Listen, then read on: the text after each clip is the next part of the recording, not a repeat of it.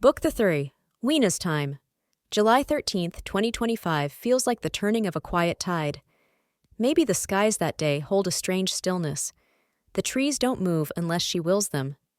Time has softened at the edges, fluid, waiting.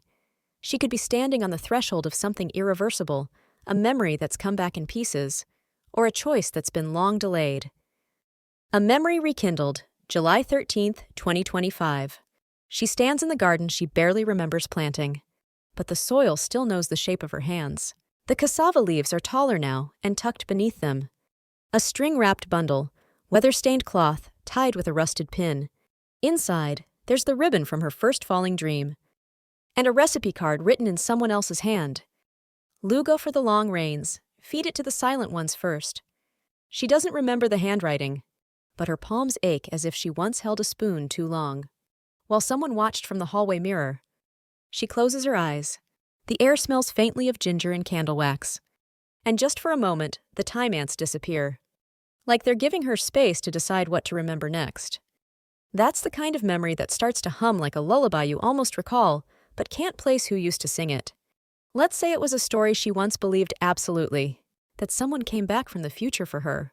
Not with gadgets or grand speeches, but with a bag of salt and a single mango pit. They left it in a hollow of the old ballet tree, told her not to eat the mango, unless the bird started speaking in reverse. Of course now, she tells herself. That was just something I made up. I was a lonely child. Or maybe it was in a dream, or in a story I read. But still, she's kept that pit wrapped in banana leaves. And last week, the bird stopped singing for exactly 13 minutes. Not reverse, but close. Close enough to stir the old ache in her ribs. So now she wonders, was it ever true? Or does belief itself shape time in ways even the clocks don't understand? A truth too often told. Weena still speaks the story aloud sometimes. Usually to no one but the rain or the pot gently simmering. Someone came from tomorrow. He brought salt because I would forget how to taste. He brought a mango pit because memory is a tree you grow backwards. She's told that story so many times, it's grown seams. Places where the memory doesn't fit right anymore. Like, did he have a limp, or did he float an inch above the grass? And wasn't there something he whispered about the eclipse? July 13th, wasn't it? But no one else remembers the eclipse. The newspaper said only clouds. The town archivist said no such thing occurred. And yet, this morning, her shadow bent the wrong way across the garden wall. Just for a second. So she opens the banana leaf bundle. The mango pit is sprouting. And under it, something she never noticed before. A folded piece of film, not paper, Kodachrome. When she holds it to the light, it shows her, not as a child, not as she is now, but older, laughing, holding something glowing in her palm. She's wearing the eclipse like a shawl. Chapter fragment, the Kodachrome root. That evening, Weena carries the sprouted mango pit and the Kodachrome slip in her apron, as if returning borrowed things to an old friend.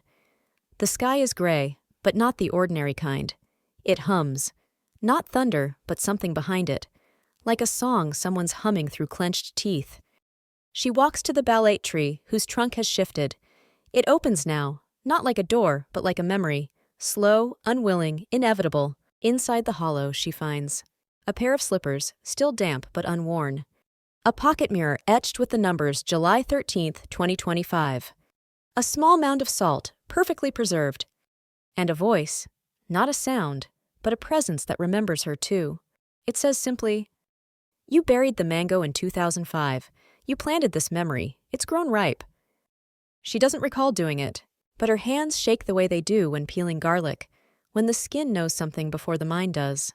And when she glances at the film again, the figure beside her is clearer now. Not older Weena, not child Weena, but the version of her who made the choice to believe. She's holding a spoon. Behind her, a child eats lugo in reverse. Lugo ng alala, the memory porridge. The ritual is simple, though no one writes it down. Only those who remember it backwards know how it ends.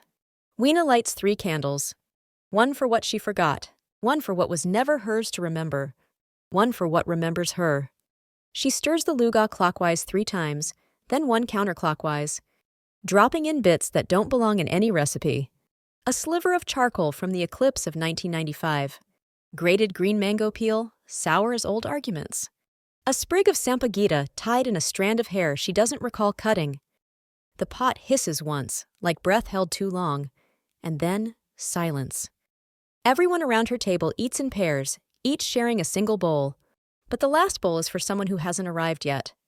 She sets it near the shadow of a chair, and when the last spoonful is gone, everyone blinks once in unison. When they open their eyes, each of them remembers something they've never lived, and forgets something they were never meant to carry. Weena smiles. The mango tree outside is blooming, out of season, and its leaves are whispering in a voice she only hears when she's about to become someone new. Village-wide haunting, the Luga prophecy. By dawn, word spreads that something happened in Weena's home. Those who shared the meal report odd dreams. An old man sees his younger self dancing barefoot on rooftops. A mother wakes knowing lullabies in a language she's never spoken. A child won't speak but draws circles in ash and hums songs backward. By sunset, the village chapel's bell tolls on its own. The river runs warm, not hot warm like bathwater. And the mango tree? It hums at night, and birds perch near it but never on it. People begin leaving bowls of rice outside their doors at twilight. Not out of fear, out of politeness. Because the silent ones have returned, and they knock exactly once if they're welcome. Meanwhile, within Weena, she wakes with a spoon in her hand. No pot, no apron, just the spoon. She hears the village murmuring, knows the ripple is real. But inside her, something gentler has cracked open, a second heartbeat beneath her own. It beats when she remembers, and once more when she forgets. From now on, everything she cooks will carry a little foresight, a little warning, a little warmth, and a little mystery about what comes after the last bite. The Kodachrome slip fades slowly. The figure beside her vanishes, but the mango tree still glows at midnight, just enough for travelers to find the path. If they're hungry and brave, and slightly unsure what year it is. The Echo Diary. It appears one morning on a school desk in the village, hand-bound, with pages slightly warm to the touch. The front reads simply, "Property of TS, time-sensitive." Every night, a new entry appears in faded ink, always dated 3 days ahead. The handwriting changes, as if it cycles through voices. One entry describes a child who will sneeze at exactly noon and knock over a bowl of fish that reveals a forgotten key. Another hints, "Don't wear red on the 16th, the goats remember." A page titled, "Recipe for Tears That Heal," instructs someone to mix star anise with a lie they've told themselves. It smells faintly of sampaguita. No one sees who writes in it, but the village children agree. If you read it after sunset, the ink vanishes. If you read it during a thunderstorm, the entries rhyme. Weena, curious, holds the book once, but it doesn't write to her, until she adds a note in the margin. "Was it really you from tomorrow?" The next day, an answer appears. "Yes, but not the same tomorrow, you mean." The watcher of the diary. Tik-Tik, Sasulok Eng Orasan. They go by many names, but the children call them Tik-Tik, because they're often seen out of the corner of your eye, perched near the old school's busted wall clock, or reflected twice in a mirror when they only passed once. They wear time like a shawl. Buttons from forgotten coats, a pocket of candle stubs, and a pouch full of breath held during lightning strikes. Their role? To keep the diary safe from those who would treat it like a fortune cookie, those who hunger for answers without tasting the question. The diary, after all, doesn't like greedy eyes. But the Tik-Tik knows who's ready. They slip the diary onto desks, under porches, inside hollow trees, just long enough for the right page to be seen by the right soul. They don't speak aloud. But sometimes, when someone makes a choice the diary hoped they would, you can hear a watch tick 3 times too fast, and smell vinegar and matches. Once, Weena left a bowl of rice near the ballot with this note, "For the one who knows which day I'll forget on purpose." The next morning, her spoon was missing, and the diary had written her a lullaby about a mango tree that grows only when you stop watching. The origin of the Tik-Tik. Before the clocks could lie, long ago, in the dusk between myth and morning, there was no concept of later. The world moved in circles, no minutes, no deadlines, just events, unfolding gently. Back then, the Tik-Tik wasn't a watcher. They were a child named Laya, who believed too deeply in other people's dreams. Laya had a gift. She could taste stories before they were told. When neighbors spoke, she already knew the endings. So she'd tweak her words, shift a pebble, hum a line of song, And suddenly, someone's fate would slightly change. But this frightened the elders. They said, "She is bending what is fixed." And fixed things, they claimed, must not be bent. So they hid all clocks from her. They made her live in the orchard at the edge of forgetting. One day, alone beneath a sagging ballette, Laia whispered to the wind, "If I can't live in time, let me live in the folds between it." And the wind, being fond of her, folded time like paper. When it unfolded again, Laia was gone. She returned with no shadow. Only a pouch of seeds, an antique spoon, and a tick-tick-tick that echoed from her sleeves. She began placing diaries in just the right hands. She taught birds to hum backwards, and mirrors to recall faces that hadn't arrived yet. People forgot her name, but remembered her presence. They called her Tick-Tick. Not monster, not seer, just that. Tick-Tick, the sound a careful choice makes when time listens. The mango that waited. 200 years ago, in a season with no name, Laia, already becoming the Tick-Tick, stood beneath a mango tree that wasn't supposed to bear fruit that year. And yet, one golden mango fell. No breeze, no rustle, just fell. As if the tree had grown tired of holding the story in. Laia reached for her satchel of banana leaves and salt. It was custom. Every strange mango must be buried if it falls without sound. Buried to let its memory return quietly to the soil. But this one pulsed slightly in her hand. Not warm, knowing. Inside it, she tasted a future not yet ready to be remembered.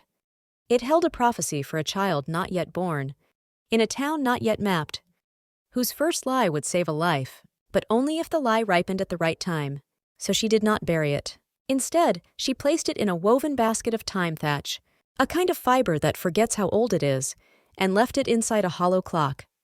That only ticks when someone believes a thing halfway. Every 50 years, someone would hear it. It would rattle slightly, just enough to stir a choice. But the mango never chose them back. Not until Weena. Not until July 13th, 2025, when the eclipse cast no shadow, and a memory walked home with dirt under her nails. Some say the mango is still soft, still waiting for its final bite. Others say it dissolved into spoonfuls of luga the night Weena set an extra bowl for the one who'd always watched from the corner.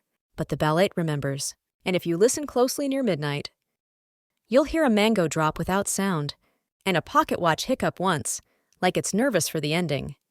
Ah, the trail of time thatch, the fiber that forgets how old it is, yet somehow remembers where it's meant to end up. Let's follow its golden threads, tangled through seasons and almost memories, and meet the ones who've been weaving the baskets that hold echoes. The loom beneath the library. Beneath the village's abandoned library, its books long since whispering their own pages, there's a sub-basement no one mapped. The floor is packed dirt, soft as flour, and at its center hums a clockless loom. It's tended by a group known as the Panapnapan, an old Visayan word that loosely means those who ripple. They aren't people, not exactly, not ghosts either. They appear like silhouettes made of heat, smell faintly of garlic skins, and long walks home in the rain. And when they weave, the sound is unmistakable, the ticking of decisions not yet made. They spin time thatch from breath held during moments of doubt, fibers from first prayers forgotten, stray strands of hair found on pillows after dreams that felt real. Every basket they finish is shaped like a memory trap, round, soft-lidded, and warm as an old hand. When ready, the baskets are handed, not placed, always given to someone who won't remember the gesture until they need it. One basket, one story. Each ticking basket holds one thing. A mango that knows the price of delay. A ring that fits only when you tell the truth. A spoon carved from the same wood as the ballet's heart. A recipe you can't read, but somehow cook perfectly when someone you love is in danger. Some baskets stay sealed for decades, pulsing quietly on the top shelf of pantries people forget to clean. Others burst open when the wind knocks over an old photo. Always on time, never predictable. And the weaver who stayed human. There's one person the Panapnapan let walk among them. Rinio, the apprentice who refused to fade. He was the last librarian's son, left behind when the village forgot how to read its own history. He learned the weave, but instead of fading into heat and whisper, he wrote names into the baskets. He believes stories need anchors, even in the future. Some say he still sneaks into kitchens at dusk, hides baskets behind cracked ceiling beams. He whistles the tune that makes Luga bubble twice. And he's the only one who ever asked the tick-tick, "Do you ever wish someone watched you?" No one knows her answer. But after that night, the baskets started weaving themselves. The mango waits. The baskets hum faintly. The village drifts into a quiet it doesn't quite understand, but somehow trusts.